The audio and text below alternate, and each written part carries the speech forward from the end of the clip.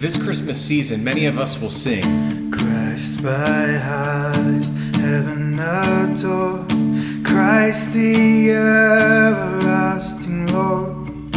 Late in time, behold him come, offspring of a virgin, veiled in flesh, the Godhead see. One of the most foundational things we can know as Christians is that in the beginning was God.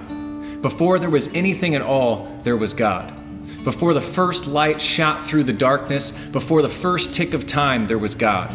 And from the beginning of time, before the foundation of the world, it was the Godhead, the Father, the Son, the Holy Spirit, all equally and fully God, yet one, who desired a covenant relationship with humanity.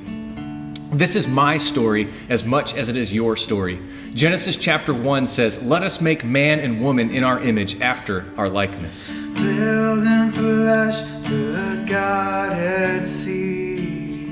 It also says of humanity, "Be fruitful and multiply and fill the earth and subdue it. Have dominion over the fish of the sea, the birds of the air, the beasts of the land, and the plants of the earth."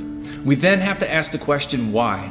Why did God create humanity? Why be fruitful and multiply? Why have dominion and subdue the earth? When you make something, you have a reason for creating it, right? Both the Old and New Testament speak of man being created and existing to show forth God's glory on earth. The number one question of the Westminster Shorter Catechism asks, what is the chief end of man? Or why are we ultimately here? The answer? Man's chief end is to glorify God and to enjoy Him forever. Christ by highest heaven adore, Christ the everlasting Lord. Late in time, behold him come, offspring of a virgin, veiled in flesh, the Godhead see.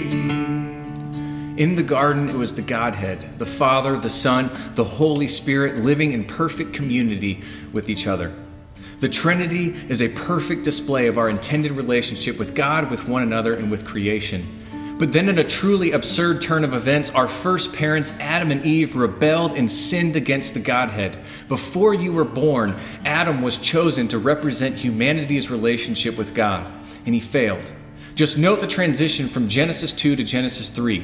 It's a strange and absurd transition. The man and the woman were at peace in the garden, and then all of a sudden, now the serpent was more crafty than any other.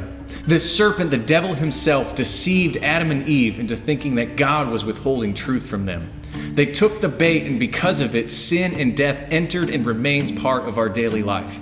This sin has drastic consequences for all people of the earth. All people have inherited this fallen state. Namely, we now suffer separation from God. All the harmony with God, with ourselves, with creation is now broken. What is humanity to do? But just as foundational to knowing that God exists is to know that from the beginning of time, God also had a plan of salvation.